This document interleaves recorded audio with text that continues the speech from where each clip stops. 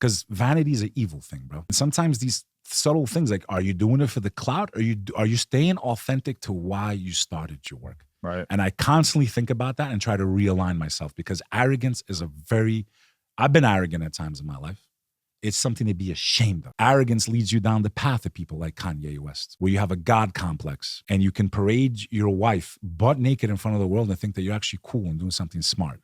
It can make you delusional, like it made Nimrod, king of Babylon, who thought he could fight God. He thought he could fight God, and God sent a mosquito to destroy him. A mosquito went into his nose, and to the point where he smashed his own head with his own sword. Is that where that word comes from, Nimrod? Until this day, it's known as a word for fool. Wow. The word Nimrod, or as the Arabs would say, Nimrud. I never knew there was a story behind that word. The king of Babylon. He thought he was going to build a tower and go up and fight God, bro. That's all. You want to fight me? No problem. I'll destroy you with a mosquito, bro. The mosquito went into his brain, it drove him nuts, and he smashed his own head with a sword. Wow. That's why we call people Nimrods. Till this day, we're talking thousands of years later. Billy Carson, Wes Huff. Wes Huff did amazing work for all spiritual people to expose what I tried to expose. My specials are up there. I did this on Julian's show. I did it on the Danny Jones podcast. I called out Billy Carson before they all did. But I didn't have him on the show. And for that, that's what I'm saying. Like, I respect Christians. I have love for them. We have 90% in common. Literally 90. I don't care. I'll debate anybody on that subject. 90% we have in common. The difference is Jesus divine or not? That's the only major difference, and the way we should be praying. That's it. But we pray the way Jesus did. Matthew chapter 26, and I quote, and he fell with his face to the ground and prayed. That's Jesus in the Bible. Who prays like that, Sean Kelly?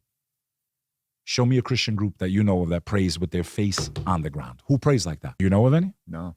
I think some Assyrian sects might. Very rare, though. But the overwhelming majority, they don't pray like that. Praise like that, Sean. Which faith do you, when you see people bowing and putting their face on the ground, what's the first religion that pops into your mind? Islam, right? When you see a picture of the Virgin Mary covered, what's the first type of women that you would think of in today's world? Islam. And you could give it to some Hindus too, I guess, right? They kind of have the covering. Yeah. But more covered, you would think Muslim, right? They say he was a Jew. Jews don't eat pork.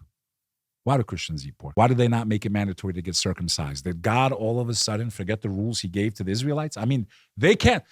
All day, West Up, and they'll give you this beautiful story. No, God didn't make religion to fool us. He didn't make religion to trick us. He didn't tell us one thing and then change it. You know, where it doesn't make any sense, bro. Most of them, in my opinion, they can't even really fully explain it. They try to. Most of this came from the Roman, the pagan Rome. He never said to worship him. He never said to pray to him. They want to quote things that were taken from the Greeks and from Socrates and this one and that one and whatever, okay?